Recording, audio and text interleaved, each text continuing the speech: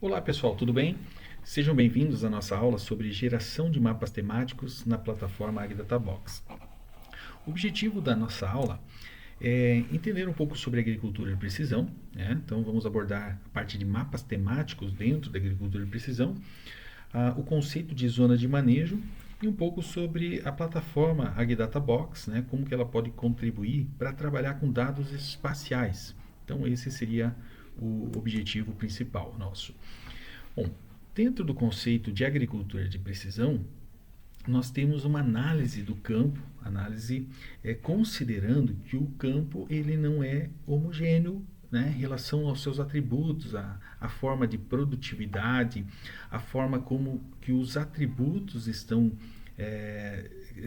se comportando dentro do terreno, né, dentro do talhão, no espaço. Então, as situações que atributos, né, eles têm diferentes concentrações, né, em relação à área como estão dispostos, né? Então, essa visão que eles não são homogêneos. Então, os dados se comportam de forma diferentes.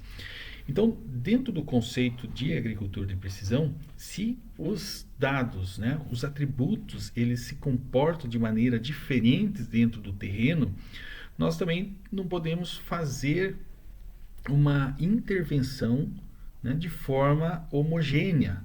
Então, a ideia é que as interações na agricultura, no campo, as intervenções, né, então isso pode ser na forma de uma aplicação de um insumo, né, então seja feito também considerando a variabilidade. Né, então, nós podemos dosar insumos de maneira diferenciada para o tratamento nesse campo. Né? Então, essa é uma visão que está relacionada com a agricultura de precisão. Então, para fazer isso, nós precisamos de dados, né? Nós precisamos ter um levantamento, conhecer o panorama aí desse terreno, desse talhão que será trabalhado, para então fazer a tomada de decisão. Né? Então, uma das formas de trabalhar com isso é através do levantamento, né?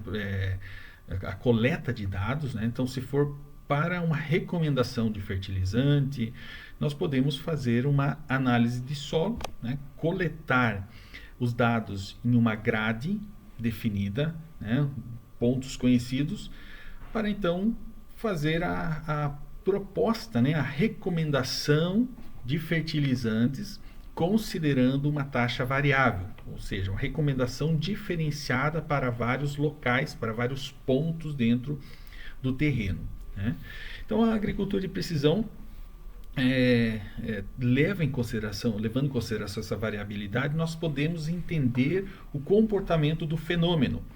Né? Então, para isso, nós vamos utilizar o mapa temático, né, que é uma ferramenta onde nós podemos identificar, conhecer, interpretar, né, como o fenômeno está se comportando dentro do terreno. Né? Então, nós já veremos logo na sequência, né, sobre os mapas temáticos.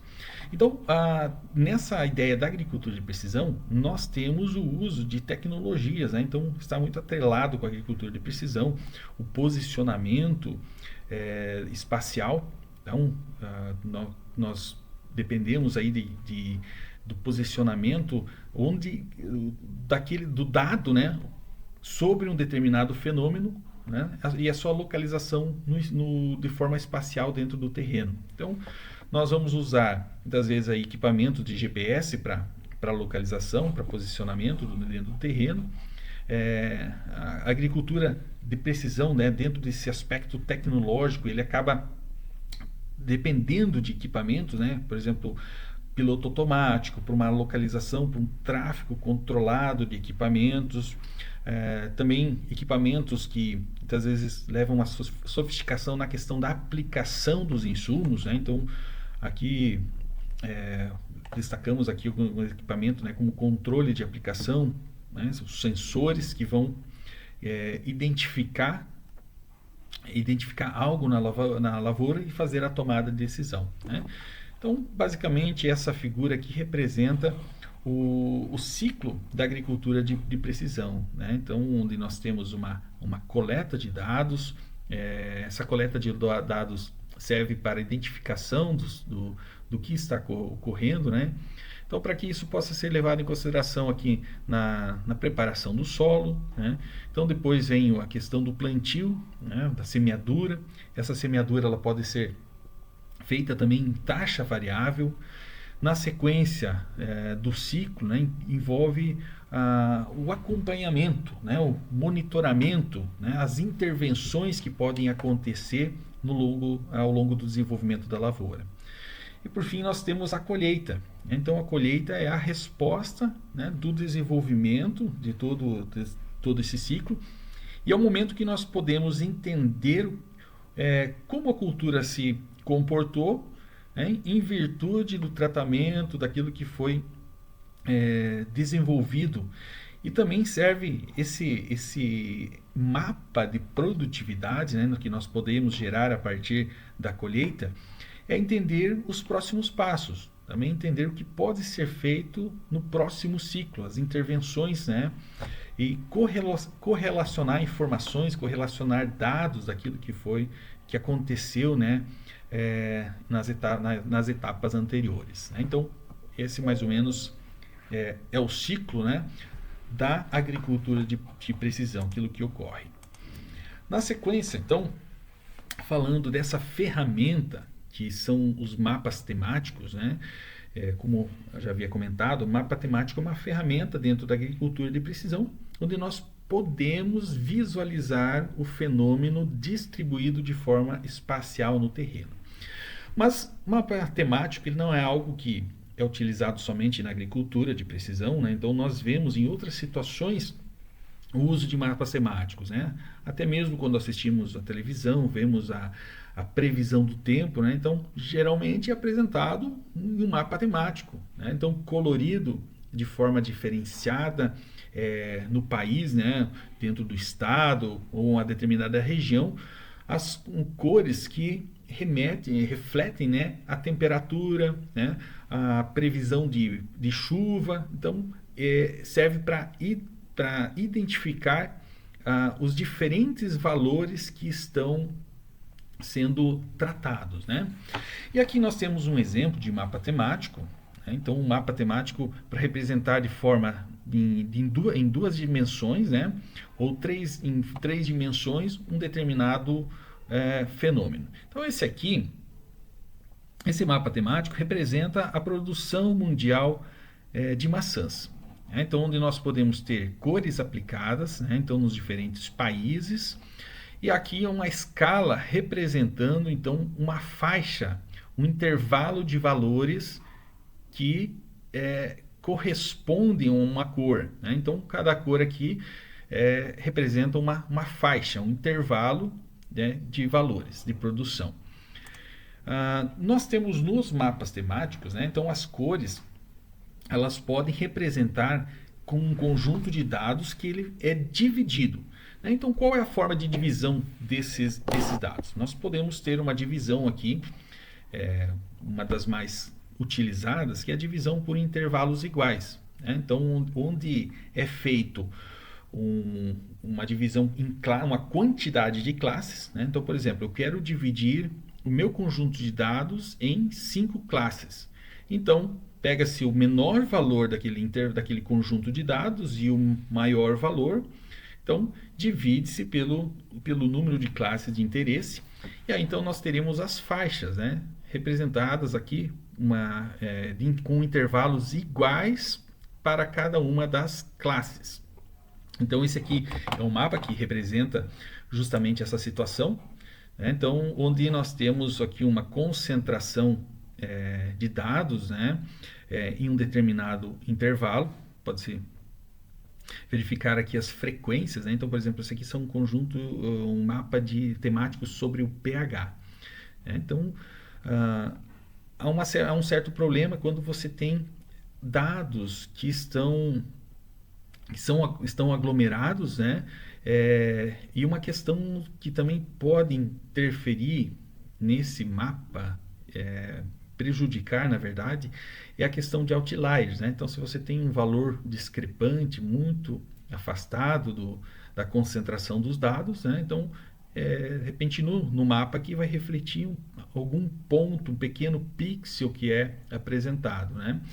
Então esse aqui é o exemplo, né? O mapa como ficou na divisão como intervalos iguais. Aí nós temos uma outra situação que é os dados divididos por quantile. Então, essa é uma outra forma de divisão. Por quantile, é considerado, ao invés do mesmo intervalo de valor, de uma mesma faixa, no intervalo que a classe vai ter, aqui nós temos a mesma quantidade de elementos por faixa, né, por classe que é dividido esse mapa, né? Então, se pegarmos aqui a classe 1, 2, 3, 4, 5, cada uma das classes ela terá a mesma quantidade de elementos, porém, nós teremos uma faixa que aquela classe representa com valores diferentes, né? Então, pode ser que eu tenha uma classe, como é representado aqui nesse histograma, né? Então a primeira classe ela leva um intervalo, uma faixa maior de valores, né? Diferente aí da segunda, terceira e quarta classe que tem uma faixa, né? um intervalo menor de valores. E a última classe também tem um intervalo bem maior de valores, né? Mas cada uma das classes tem a mesma quantidade de elementos representados, ok? Então esse é um outro formato de representação dos mapas temáticos, né? Então isso vai interferir no desenho, né? Como é representado aqui o desenho desse mapa temático, então a forma de divisão dele. Então se nós pensarmos em mapas temáticos, nós também temos aí algumas classificações, a forma de colorir esse mapa temático para representar a informação. Então, para isso, o colorir, né, o destacar valores no mapa, é baseado em paletas de cores. Então, trouxe aqui três exemplos de paletas de cores que podem ser aplicadas aos mapas temáticos, né? Então, por exemplo, nós temos a paleta chamada nominal, temos a paleta ou esquema aqui, né, chamado sequencial e o divergente, né? Então, o nominal, ele utiliza aqui cores que podem ser aleatórias, né? Não necessariamente de uma forma crescente ou baseado no mesmo tom, né? Onde cada cor dessa paleta representa um dado. Então aqui, por exemplo, tipos de solo poderiam ser representados, tipos de culturas diferentes, né, representados em cada cor, e são utilizados mais no sentido de apresentar dados que são qualitativos, né? Não são dados numerais, ordinais, então, mas essa informação qualitativa. Já o esquema sequencial, ele é utilizado aqui quando nós temos dados quantitativos. Então, por exemplo, teor de um nutriente do solo, dados de produtividade, então são apresentados geralmente nesse formato sequencial. Por quê? O sequencial ele tem uma crescente, né? Então, se nós nos basearmos aqui em um tom de cor, em uma cor, né? Então, eu tenho os diferentes tons ali, né? Então, que vai do mais claro ao mais escuro, né? Do mais fraco ao mais forte. Então, o mais fraco representando valores menores e a tonalidade mais forte, nós temos os valores mais altos daquele conjunto de dados, né? Então, essa é a ideia da paleta no esquema sequencial, ok? E aí, o divergente, ele é utilizado quando nós temos um contraponto, né? Então, por exemplo, valores negativos e valores positivos dentro do conjunto de dados. Então, eu tenho um ponto que seria um ponto médio, o zero, vamos considerar, tenho valores menores e valores maiores do que ele. Tá? Então, esse é um exemplo de paleta divergente, onde eu tenho valores negativos com vermelho, valores positivos apontados como verde. Então, isso eu poderia aplicar num conjunto de dados de lucratividade, por exemplo, um mapa de lucro, onde eu colocaria regiões dentro do mapa onde tive lucro com com a colheita, né, daquela lavoura, e representando dados negativos onde tivemos prejuízo, né? Então aquilo que foi investido em insumos, em manejo, relacionado com a produtividade, né? A produtividade naquela região do mapa não foi suficiente para cobrir os custos e exceder, né, para ter lucro. Então seria essa a ideia que nós podemos fazer o mapa de lucro. Também outros conjuntos de dados, né? Por exemplo, o NDVI é um conjunto de dados que tem um intervalo do -1 até 1. Né? Então, temos um ponto médio ali, que seria o 0. Então, eu posso ter um mapa com esses diferentes valores, né, nessa faixa de valor. Então, eu poderia representar os valores em uma paleta, né, como essa, nesse esquema divergente. Então, agora, apresentando alguns exemplos de mapas temáticos. Esse aqui é um mapa temático representando, então, dados qualitativos. Então, aqui, por exemplo, nós temos o tipo de solos em diversas regiões do mundo, né? Então, representados aqui com cores. Temos a paleta na lateral esquerda, sendo aplicadas, então, ao mapa em diferentes regiões do mundo, né? Dá essa informação qualitativa sobre representando os tipos de solo. Já esse outro mapa, ele é um mapa que utiliza um esquema de cor sequencial, né? Porque ele representa dados de produtividade do milho, né? Então, produtividade, ele começa ali olhando para essa legenda, né, de 1,5 toneladas por hectare até 9 toneladas por hectare. Então, esse mapa está dividido em 5 classes, onde agora nós conseguimos observar no mapa as diferentes regiões, né, e identificar regiões de maior produtividade, os tons mais fortes, e aqui regiões de menos produtividade, menor produtividade, em tons mais claros. E esse já é um mapa de lucratividade, representando o esquema de cores divergentes, né? Então utilizando essa outra forma de representar os dados. Nesse mapa de lucratividade, então, nós podemos olhar para a legenda e identificar, né, de forma mais fácil, regiões onde tivemos prejuízos, por exemplo, nesse esquema, né, do vermelho até o azul, né? Então, as regiões em vermelho são áreas com prejuízo, e regiões em azul, regiões onde foi possível ter lucro, né, dentro dessa lavoura. E aí, para gerar os mapas temáticos, nós temos algumas formas. Os mapas temáticos nós podemos trabalhar com dados vetoriais, dados também do tipo raster.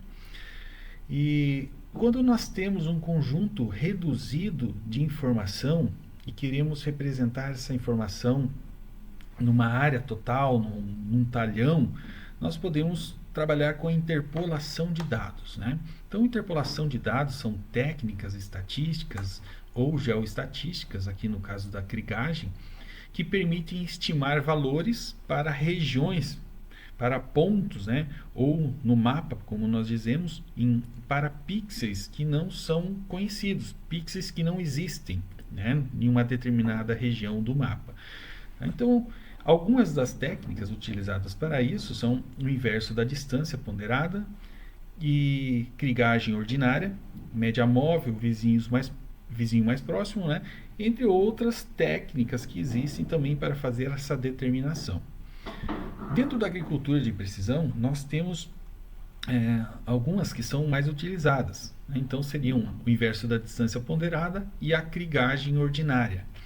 A krigagem ordinária, ela leva em consideração a dependência espacial do dado, né? Então isso é um fenômeno que ele tem a dependência do espaço onde ele está. Não é algo que ocorre de forma aleatória, né? Então, se eu estou em uma determinada posição, andar 10 metros, 5 metros, né, já tem um outro valor totalmente diferente daquele que se encontrava, né, a 5 ou 10 metros atrás. Então, a dependência é esse fator que o fenômeno, nas regiões próximas àquele ponto, né, se parecem com os valores vizinhos, com a sua região vizinha, né? Então, essa ideia da dependência espacial.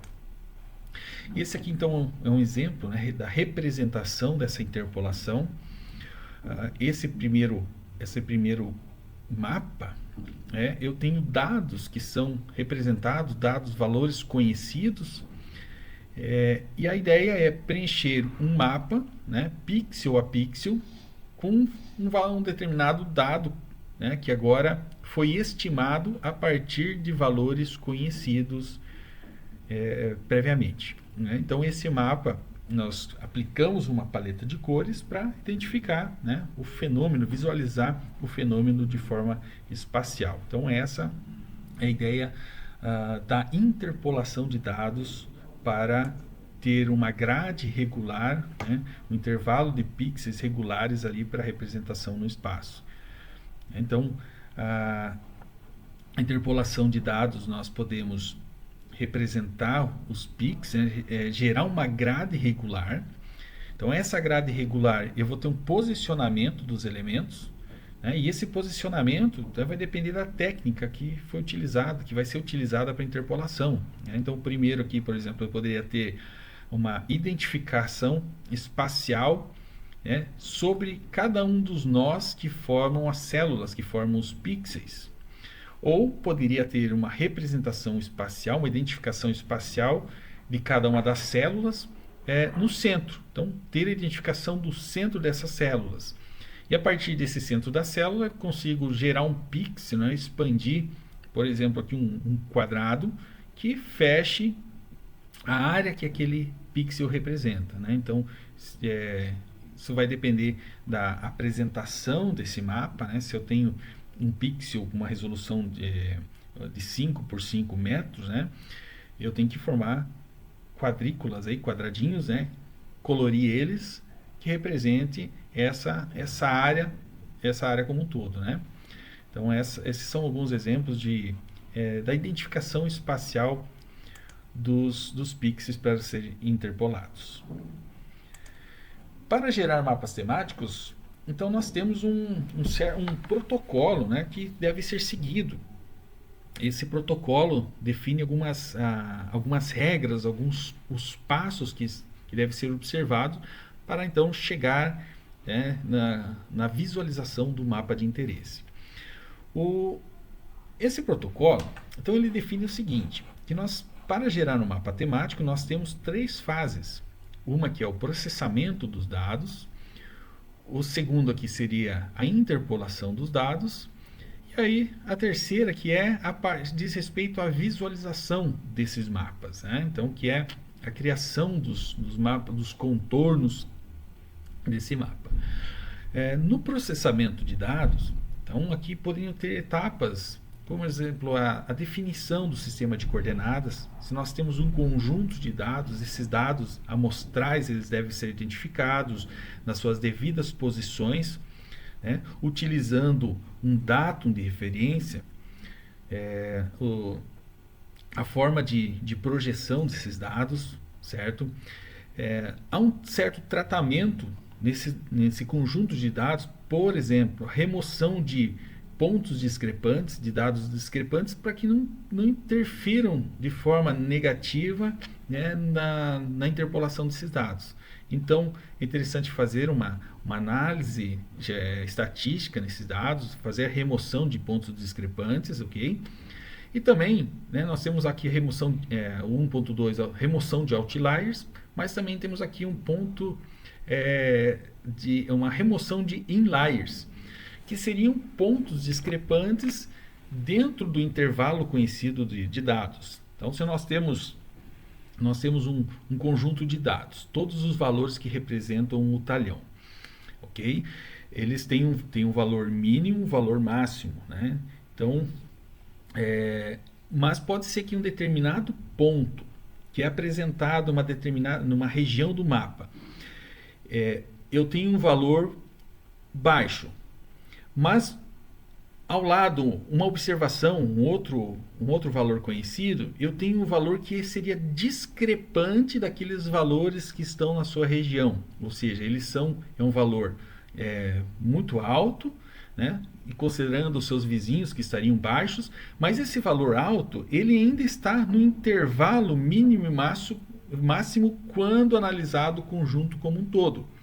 Então, do ponto de vista de uma análise global, ele não seria um outlier, mas considerando de forma regionalizada, ele é um ponto discrepante. Então, essa é a análise para remoção de inliers, pontos discrepantes em uma determinada região, tá? Com uma observação local dos conjuntos de dados.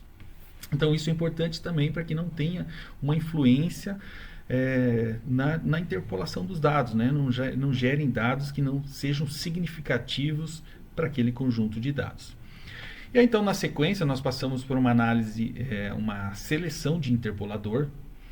Então, como comentei anteriormente, nós temos diferentes interpoladores, o inverso da distância ponderada, temos krigagem ordinária, média móvel, assim por diante. E uma questão está, né, no momento de interpolar, qual interpolador utilizar. Então, para isso, nós precisamos selecionar o melhor interpolador. Existem algumas técnicas, né, como mostrarei mais para frente na parte prática, que foram implementadas na plataforma AgDataBox, que permite determinar qual seria o melhor interpolador para um determinado conjunto de dados e quais os parâmetros adequados para serem utilizados no momento da interpolação. Tá? Então, essa análise aqui é interessante fazer para selecionar os melhores valores, né, melhores parâmetros para fazer a interpolação.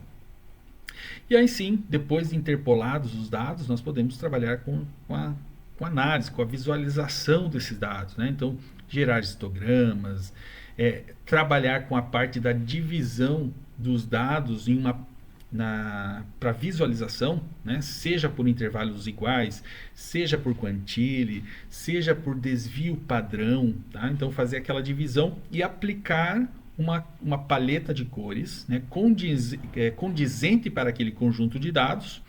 Também envolve a divisão pela quantidade de classes. Quero dividir em 4 classes, em 3 classes, em 5, em 10, em 20. Né? Então, de fazer as devidas divisões de classes de interesse para a visualização do conjunto de dados de forma colorida. Né? Então, esse seria o protocolo para a divisão, para a geração do conjunto de dados. Dentro do aspecto da variabilidade dos atributos, como comentei anteriormente, né? Essa aqui é uma situação que nós observamos que há uma certa continuidade espacial. Né? Então, você pode notar, até mesmo pela textura do solo, que não é algo que muda, né, de uma região para outra. Aqui está um solo arenoso, já muda para solo argiloso, muda para solo siltoso. Tá? Então, uma dependência, até mesmo observando aqui há um certo degradê, né, com tons mais claros, partindo aqui para tons mais escuros, né, desse mesmo fenômeno.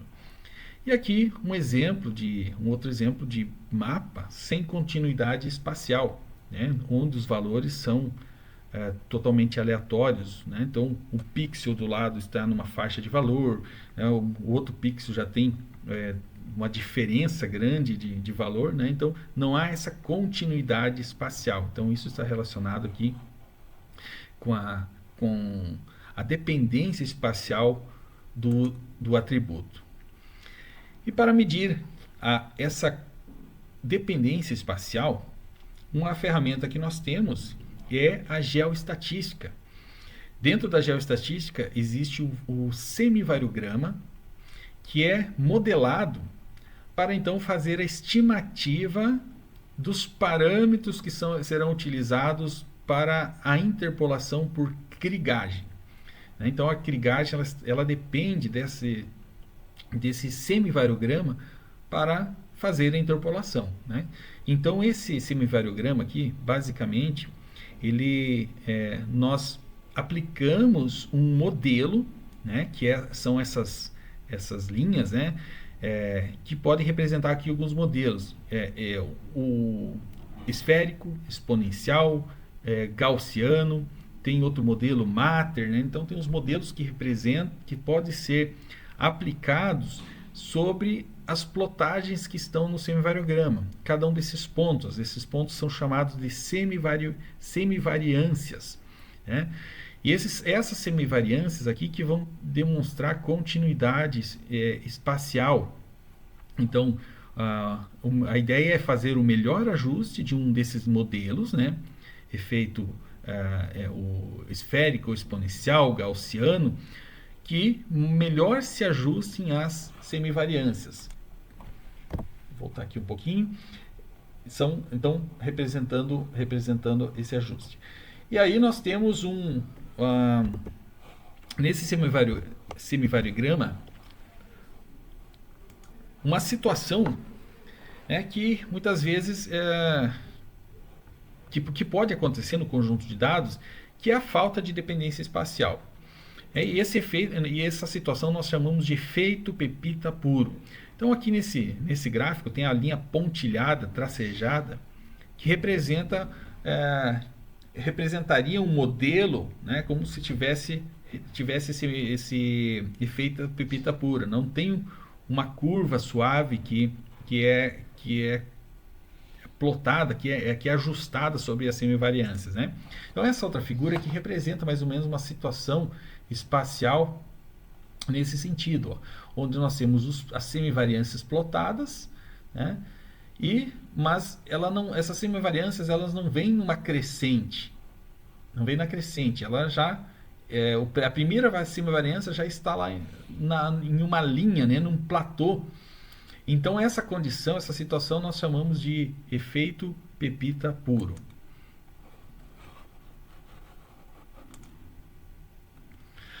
Então, a situação, né, nós temos a pergunta, qual é o melhor semivariograma?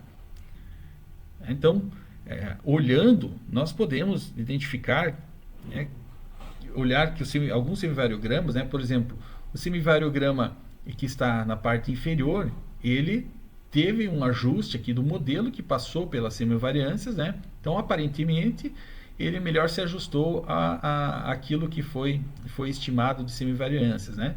Então, o que está acima aqui, ele fez um ajuste, mas nós podemos ver que tem semivariâncias aqui que estão um pouco mais para baixo, outras mais para cima. Então, tem as situações que quando as semivariâncias elas estão bem definidas, né, o conjunto, a estrutura de dependência espacial está bem definida, né, talvez seja mais fácil ajustar um modelo, né, de forma visual, manual, mas há situações que muitas vezes a gente ficaria na dúvida, né, qual seria o melhor ajuste desses valores, qual modelo se enquadraria melhor, né? Então, nesse sentido, que nós temos técnicas, né? Temos técnicas que permitem fazer o melhor ajuste de um semivariograma para aquele conjunto de dados, né? O melhor modelo de semivariograma ali para o conjunto de dados. Então, definir se aquele dado tem uma continuidade espacial ou não, né? Então, por isso é utilizado, né, a questão do interpolador. Será que é preferível interpolar aquele conjunto de dados por inverso da distância ou interpolar por trigagem ordinária, né? Então isso pode ser levado em consideração no momento da interpolação dos dados. E aqui também, dentro da questão da agricultura de precisão, nós temos o conceito de zonas de manejo. As zonas de manejo, elas são consideradas como divisões naturais no talhão. Então, são regiões que representam, por exemplo, o mesmo potencial produtivo dentro do talhão. Então, essas zonas de manejo, elas são geradas, elas são delineadas utilizando conjunto de dados. Então, eu posso me basear em um conjunto de dados ou trabalhar de forma conjunta, né, com outros tipos de dados para então gerar as zonas de manejo. Então, as zonas de manejo elas também se configuram como zonas de amostragem única. Então, se nós estivermos trabalhando com agricultura de precisão, para entender o comportamento do fenômeno na área como um todo, nós precisaríamos fazer um levantamento de amostragem do solo em várias regiões, né, vários locais, uma grade amostral mais densa. E a ideia é que em uma divisão de zona de manejo, eu possa diminuir os custos de análise de solo, né? Então, ao invés de fazer uma amostragem com 20, 30, 40, 50 pontos amostrais, faria uma amostragem, né, em cada uma das classes de zona de manejo, cada uma das zonas que foram geradas ali, né? Então, posso fazer uma amostragem composta, várias coletas, mas então reunir todas elas em uma só, para então encaminhar para análise laboratorial. Da mesma forma que nós podemos gerar os mapas temáticos, para gerar zona de manejo, nós também temos alguns protocolos, né? Temos um protocolo, por exemplo, aqui que eu vou demonstrar para vocês, que é executado em 7 passos, né? Que envolve também então a aplicação de técnicas em cada um dos momentos. Então, aqui, primeira fase seria o processamento, o pré-processamento, né, dos dados, o ajuste dos dados, para então aplicar as demais técnicas. Então, aqui no processamento, por exemplo, envolveria a seleção de coordenadas geográficas, aquilo que nós vimos nos mapas temáticos também, a remoção de outliers, de inliers, né? Então fazer todo esse preparo do conjunto de dados. Outro aspecto importante também é trabalhar com a normalização dos dados, para que eles estejam numa mesma escala. Então, se você estiver trabalhando ali para gerar zona de manejo com um conjunto de dados que seria a altitude, né? Então, a altitude, você tem valores que podem ser altos, né? Relacionados a metros, né? A altitude em metros, dependendo da área, 600 metros, 400 metros, 300 metros. Mas aí você pode trabalhar com uma outra variável que esteja numa escala decimal. Então, você tem valores muito menores do que comparado àquele valor da altitude. Então, você tem essa grande discrepância e no momento de aplicar técnicas ali, por exemplo, agrupamento de dados, né? Então, poderia se dar mais peso para aquela variável que tem valores numa escala maior do que aquela outra variável que tem valores em uma escala menor. Então, para isso existem algumas técnicas aí, né? O uso da estatística, como a normalização pela amplitude, pelo score padrão, pela média, né? Que poderiam, então, colocar todos esses dados em uma mesma escala. Então, para medir com a mesma régua, a gente pode dizer assim. Outro passo seria a seleção de variáveis. Então, nós podemos ter em um talhão diferentes atributos, né? E a ideia desses diferentes atributos, avaliar aqueles que realmente têm uma significância para a divisão daquela área em zona de manejo, né? Então, para isso, nós podemos utilizar algumas técnicas que são úteis, né, para essa seleção de variáveis.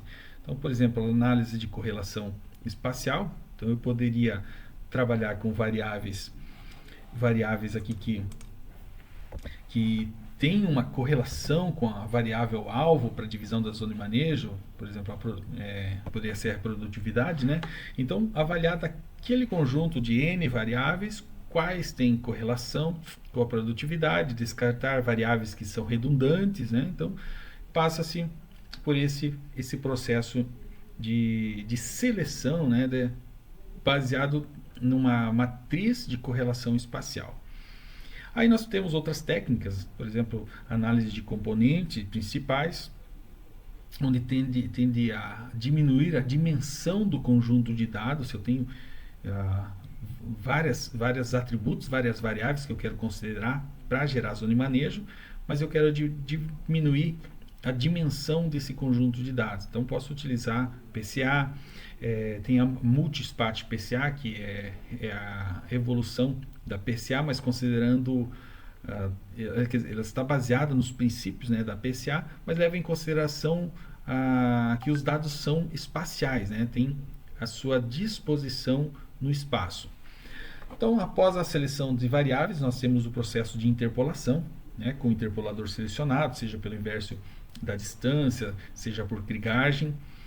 E com os mapas interpolados daquelas variáveis selecionadas, nós aplicamos uma técnica de agrupamento de dados, né? Então, destaco aqui o K-means, o Fuzzy C-means, né?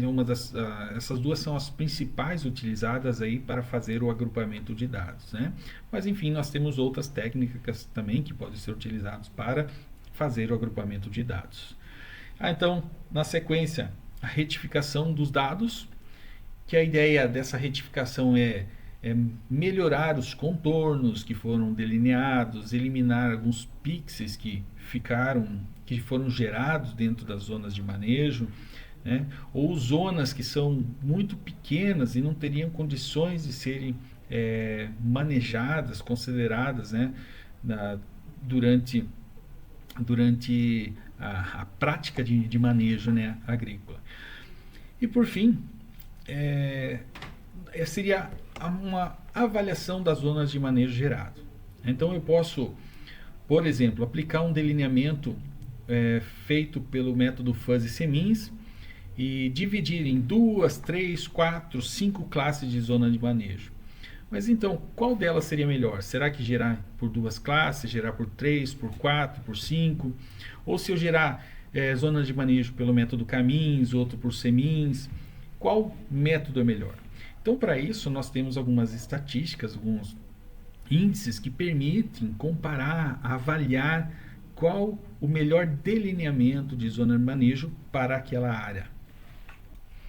E essa avaliação de zona de manejo nós podemos representar, né, como essa tabela e as zonas geradas, né, essas figuras. Aqui nós temos exemplos de zonas de manejo geradas divididas em 2 classes, 3, 4 classes, 4 classes. Né? Então, cada uma das linhas da tabela representa uma forma, um método de delineamento. Né? Então, por exemplo, a primeira linha aqui, que está MCE, underline ELE, foi a utilização da layer, né, do atributo elevação da área, né, dividida, selecionada a partir da matriz de correlação espacial, e aqui foi feita a divisão em 2, 3 ou 4 classes. Né? Então, a ideia da avaliação é a utilização dos índices para verificação qual delas aqui é a melhor. Né? Então, para isso eu posso utilizar, por exemplo, uma avaliação da nova, né? Utilizando o teste de médias aí, Tuck, para identificar se naquele delineamento, por exemplo, esse delineamento aqui da elevação dividido em 2 classes. Primeiro aspecto, as 2 classes, as 2 zonas, elas apresentam produtividade diferente, média de produtividade são diferentes, né? Então esse aqui é um fator para eliminar, por exemplo, esse delineamento se não produzir, se as médias de produtividade forem diferentes nas 2 zonas, né? Então, se olharmos aqui esse primeiro delineamento, ali na coluna média, então temos 4.3, né, e 4,49. As duas médias, o teste Tuck mostrou que são iguais, A e A. Tá? Então, representa que essa zona de manejo não é significante, não faz sentido dividir nesse formato. Tá? Então, os demais índices, né, então a gente pode explorar e identificar, identificando qual delineamento é o mais interessante para ser aplicado, manejado a campo. Né? Então, porque eu trouxe esses exemplos aqui de mapas temáticos e zonas de manejo, né, dentro desse contexto do geoprocessamento e sensoriamento remoto. Então, esses são exemplos que nós temos aplicados na agricultura, né, agricultura de precisão, de uso de dado espacial. Então, a representação que pode ser feita de um determinado elemento, de um determinado fenômeno dentro que influencia no campo, né? Então, por exemplo, o teor de fósforo, o teor de potássio, o teor de matéria orgânica, a compactação do solo, a condutividade elétrica do solo, a produtividade, né, obtida por uma cultura. Então nós conseguimos representar de forma espacial. E aqui a questão da zona de manejo, nós temos uma situação que é de um dado qualitativo, né, que foi gerado, e nós temos aqui as cores, né, então esse aqui os tons aplicados, mas não no sentido de um determinado valor numérico. Então as zonas aqui, eu tenho uma identificação de um valor qualitativo dela, que seria a zona 1, zona 2, zona 3, e assim, dentro dessas zonas, eu posso trabalhar com diferentes variáveis, né? Então, vou ter diferentes valores de produtividade em cada uma delas, diferentes valores de fósforo, valores de potássio, mas a ideia da divisão, da identificação dessas zonas de manejo é que elas são um dado qualitativo, a zona A, zona B, né? Zona 1, zona 2, mas então com essa forma de identificação desse dado, ok? Então o próximo passo agora, pessoal, é demonstrar para vocês como trabalhar, como gerar esses mapas temáticos utilizando um software específico. Então esse software específico que eu quero demonstrar é a plataforma AgDataBox Map. É uma plataforma que foi criada com o intuito de ser um suporte para a agricultura de precisão, oferecer ferramentas para trabalho com esses dados oriundos da agricultura, né, para que o produtor, o pesquisador, o técnico consiga analisar os conjuntos de dados, né, e tomar decisões a partir deles, né? Então, nesse sentido, nós vamos trabalhar com a importação de um conjunto de dados amostral e gerar os mapas temáticos dentro desse software. Esse aqui é o software AgDataBox Map. Então você vai acessar pelo endereço adb.md.tfpr.edu.br/map. Então, acessar por esse endereço, vai precisar fazer o login. Então, antes de fazer o login, você precisa criar uma conta. Então, aqui embaixo tem a informação, né? Você não tem uma conta, então quero criar uma conta. Informa seu nome, e-mail, uma senha e registra-se, beleza? Então, depois pode voltar para o login. E aqui você vai entrar com um e-mail cadastrado, tá? Então eu vou entrar com meu e-mail e minha senha, certo? Essa aqui então é a página inicial do AgDataBox Map. Então o primeiro passo dentro da ferramenta é criar um projeto. Então tem aqui o botão Novo Projeto, pode clicar em Novo Projeto. Na sequência você vai dar um nome para o projeto. Eu vou colocar aqui, ó, Aula Geo, tá? Então aula de geoprocessamento. Uma descrição, né? Então área Cascavel, por exemplo, tá? Então dei uma descrição. Aqui então é importante especificar o datum de referência para os dados desse projeto, tá? Então eu vou deixar aqui como padrão WGS84, certo? E você vai clicar em salvar. Então salvou o projeto, ele vai aparecer aqui na listagem. Então está aqui, ó, Aula Geo, só clicar em cima dele vai abrir o projeto para trabalhar. Tudo bem, agora com o projeto aberto, nós vamos adicionar camada de dados, adicionar as layers de interesse. Então é só clicar aqui, ó, no botão Nova Layer. Nessa nova layer você vai ter alguns tipos, né? Então grade de amostragem, os limites da área, dados já interpolados, zona de manejo. Então o que eu quero nesse momento é importar dados de amostragem. Tá? Então esses dados de amostragem, eles podem estar em CSV ou TXT, que são dados tabulares. Eu vou mostrar para vocês aqui esses dados.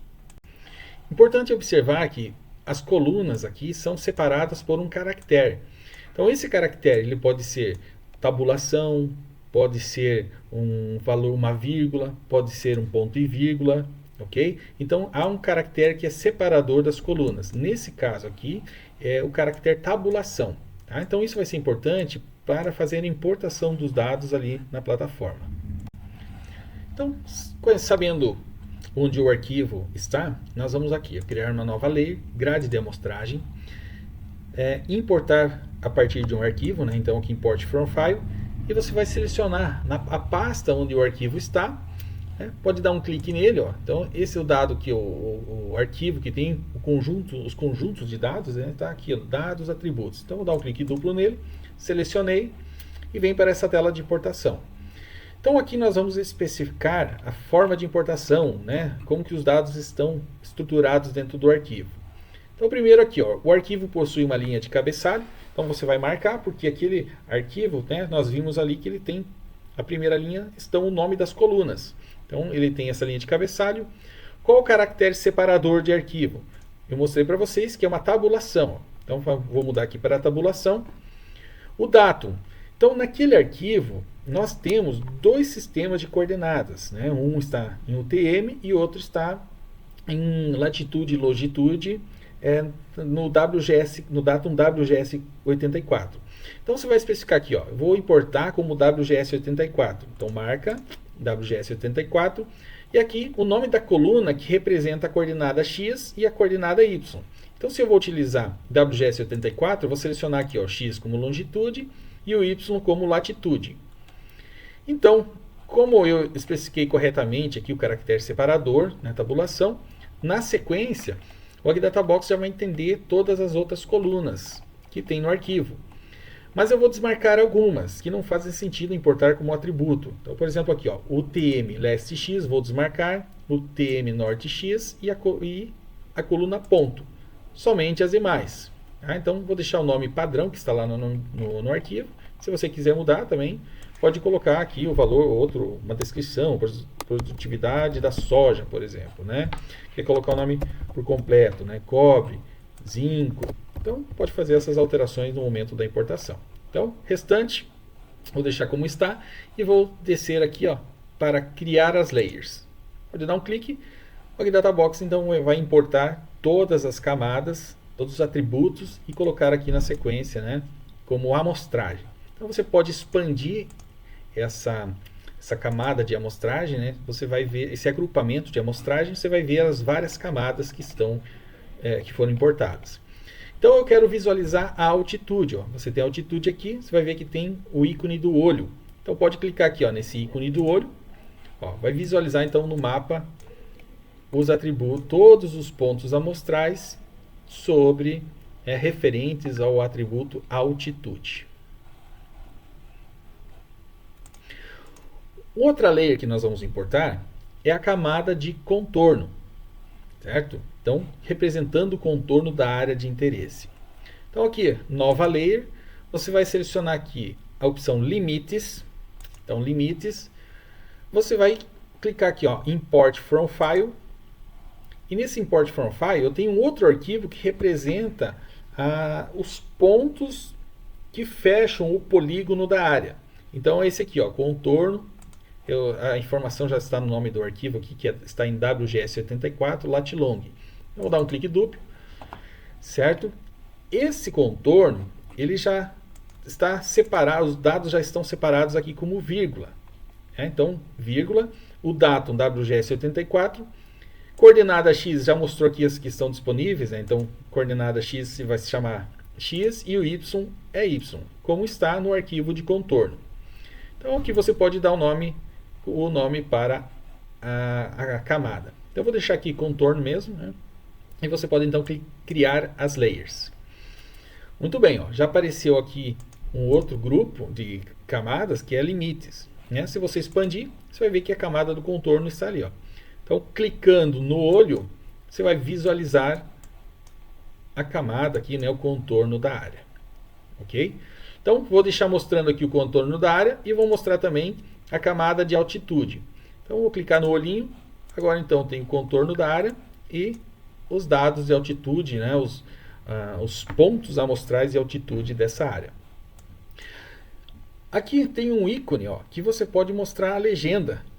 Então, se eu clicar aqui nessa legenda, então esse conjunto de dados ele está em uma cor só, cor única, né? Não tem uma divisão por classes. Então, a altitude varia aqui de 701 a 712 metros. Ok? Muito bem. Agora, nós faremos a interpolação desse mapa, desses dados de altitude, né, que estão como pontos amostrais. Bom, para fazer a interpolação, nós temos a opção no menu aqui, ao lado da layer, né, então nós temos aqui a amostragem, altitude, nesses 3 pontinhos, se você clicar você vai encontrar aqui interpolação. Então pode ser interpolado diretamente aqui pelo inverso da distância, pela krigagem, né?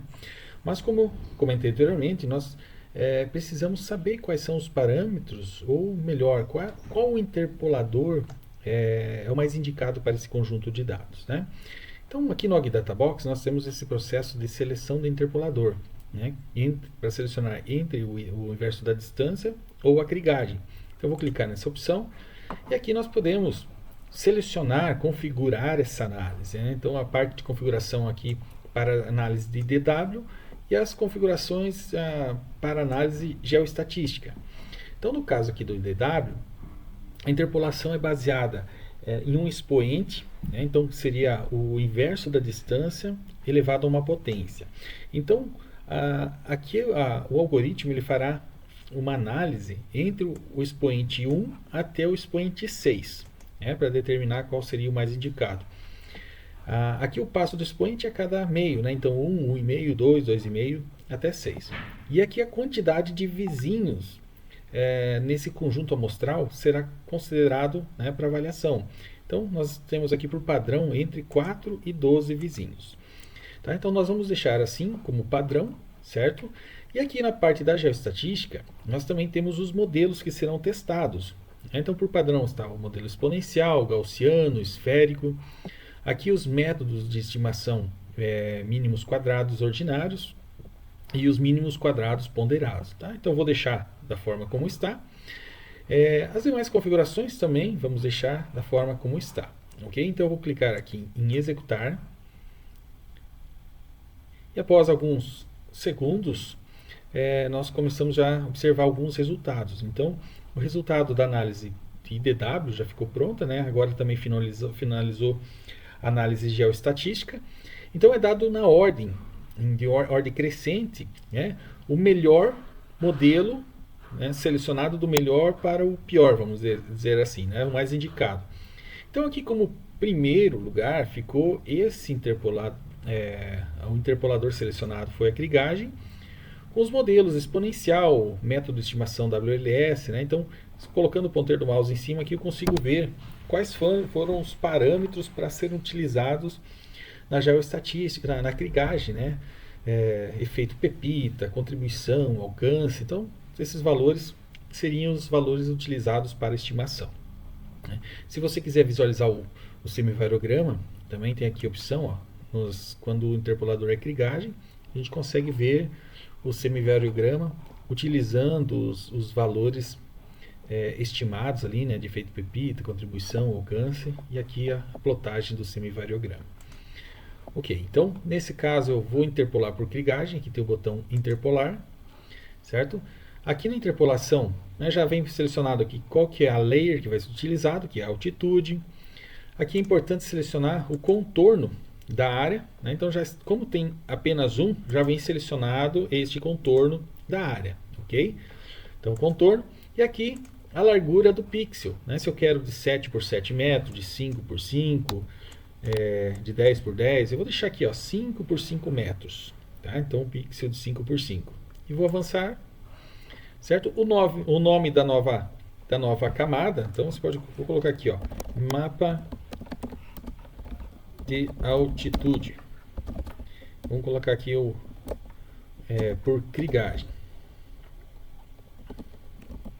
Ok, então foi feito por krigagem. Se você expandir aqui, você vai ver que os parâmetros eles já vieram preenchidos do processo de seleção. Então, ok, deixo assim e vou executar.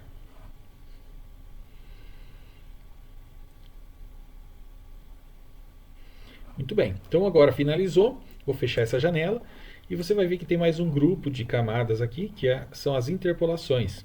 né? Então, abrindo interpolações, você vai ver que tem aqui ó, o mapa de altitude, né, krigagem, da forma que a gente definiu. Se você clicar aqui ó, no olho, então você vai poder ver o mapa agora interpolado, tá? Com todos os pixels dentro do contorno da área estão preenchidos, né? E a área já veio, então esse conjunto de dados já veio dividido em 4 classes, né? Então temos aqui em tom de verde, né? Deixa eu tirar o mapa do fundo, né? Para a gente ver melhor somente a área de interesse. Então aqui consegue ver as 4 classes. Vou abrir a legenda aqui embaixo, ó, a legenda.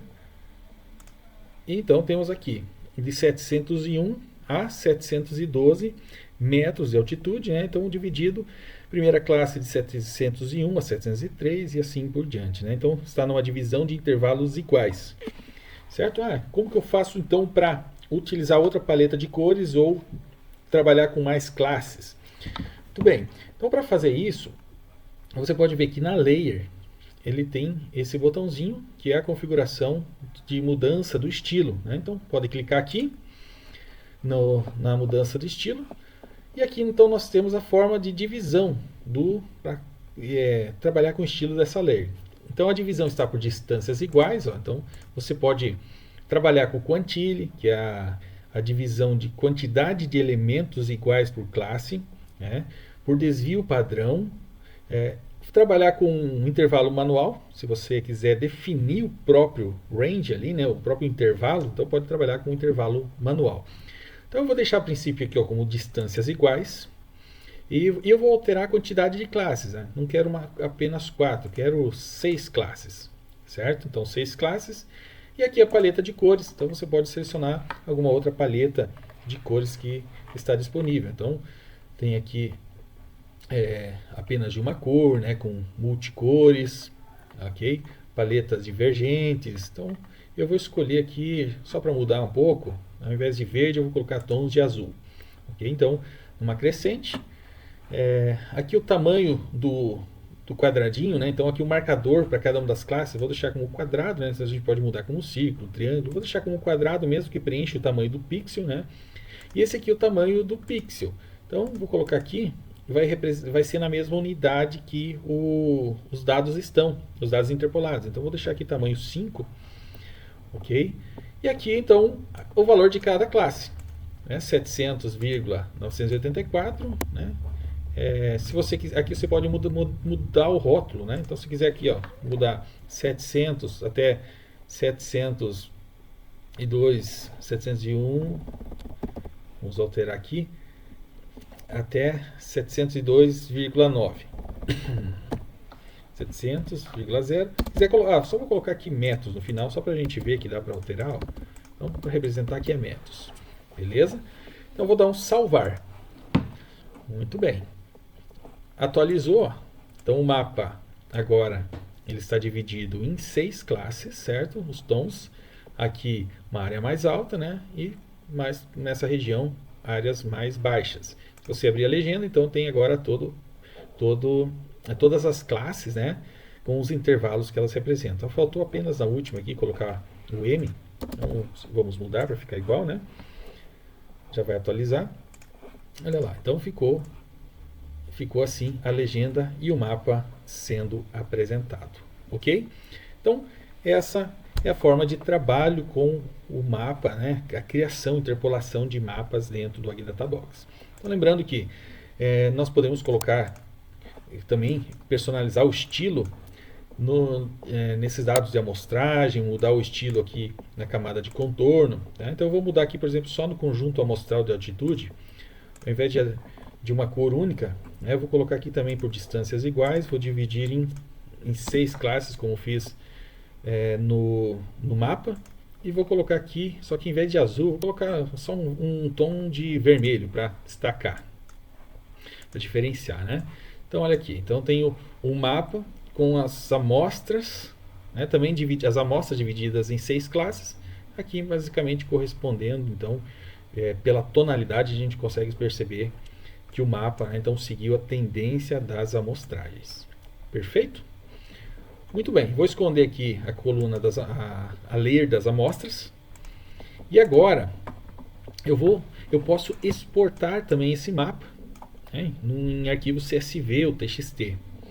Então, nesse caso, para exportação, vou abrir aqui grupo de interpolações, pegar minha camada do mapa, né, que foi criado, vou clicar nos 3 pontinhos e você tem aqui, exportar como imagem. Eu vou selecionar aqui CSV, né? Então eu vou exportar CSV. Olha lá, então o arquivo foi exportado, já apareceu. Vamos abrir em um editor de textos. Muito bem, então estamos aqui com o arquivo agora aberto em um editor de texto, né? Então o arquivo CSV que foi exportado. Esse arquivo ele é no formato tabular, você pode abrir no Excel para visualizar, né? Então no Excel ele vai separar por colunas, você consegue ver como se fosse uma planilha. E aqui eu estou num editor de texto normal, tá? Pode ser o bloco de notas do Windows, você vai conseguir visualizar esses dados. Então a primeira linha tem o cabeçalho com o nome das colunas, né? Então tem a coluna X, coluna Y e o nome da variável, ok?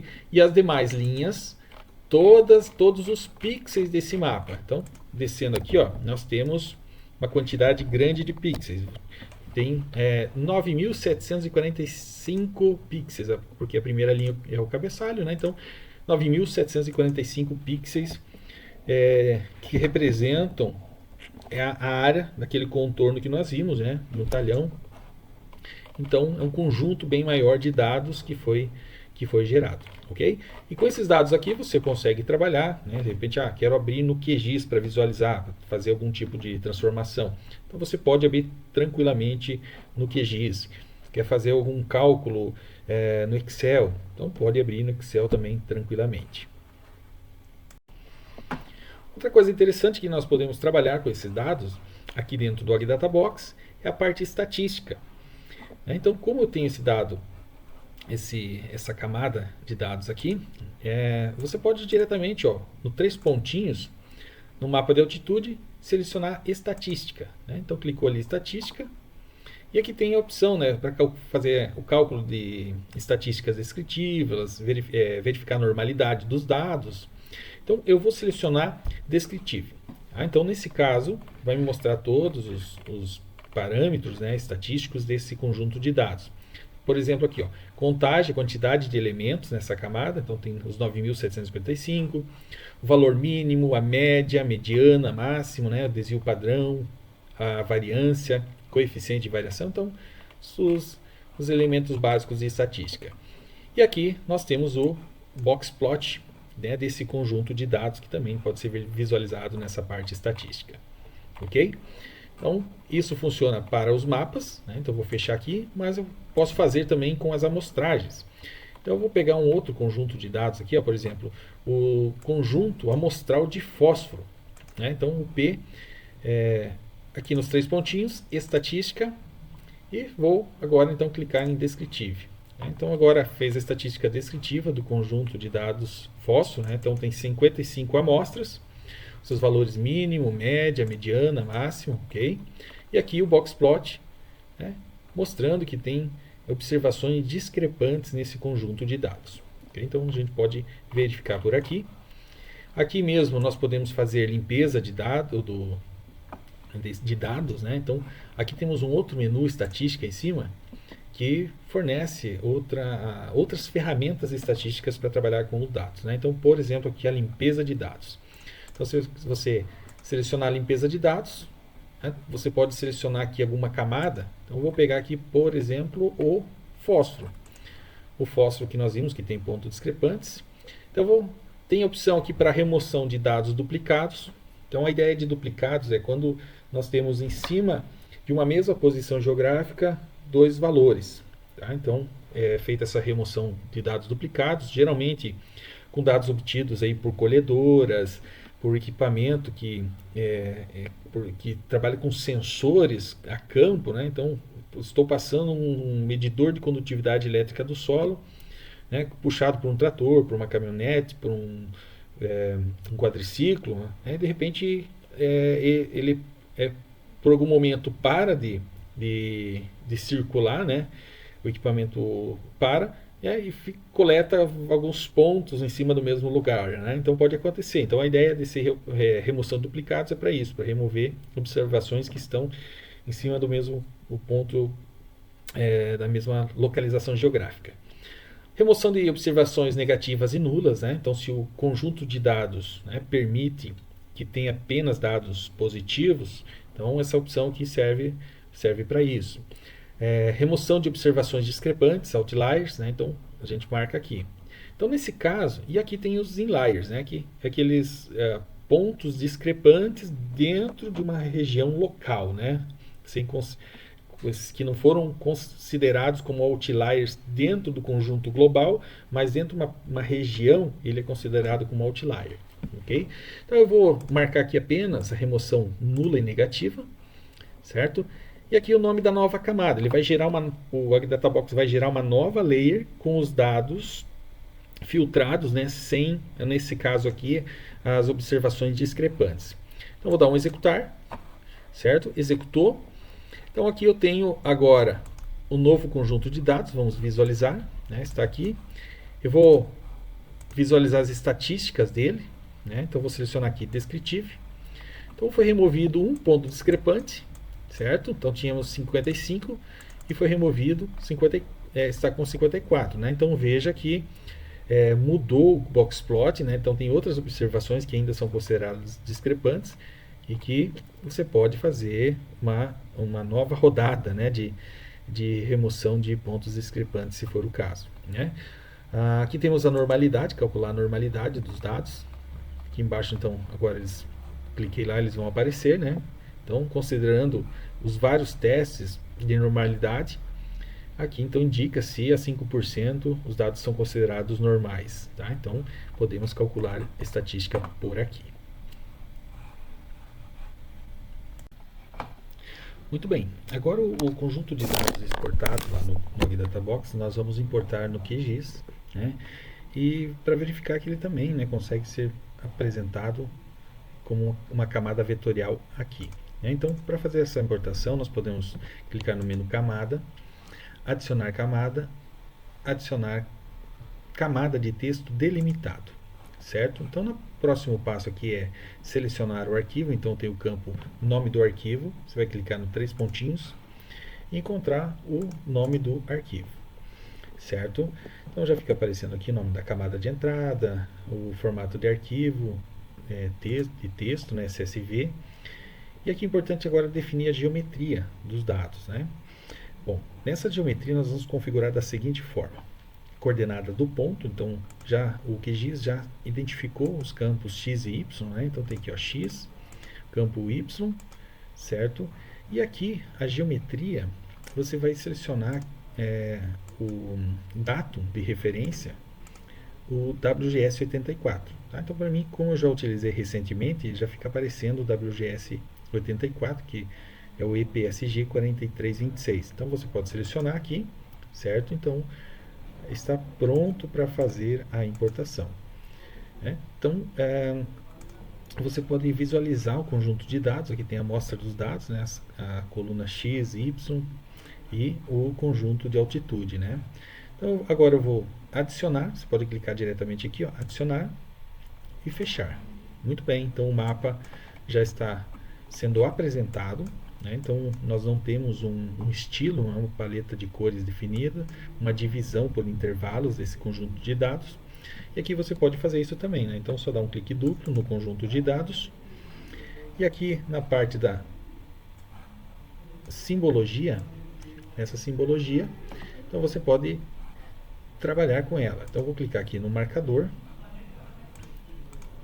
Marcador, você pode mudar aqui, na verdade aqui em cima, nessa parte, escolher, trocar de símbolo simples para um estilo graduado. Então você vai selecionar aqui, ó, graduado, certo?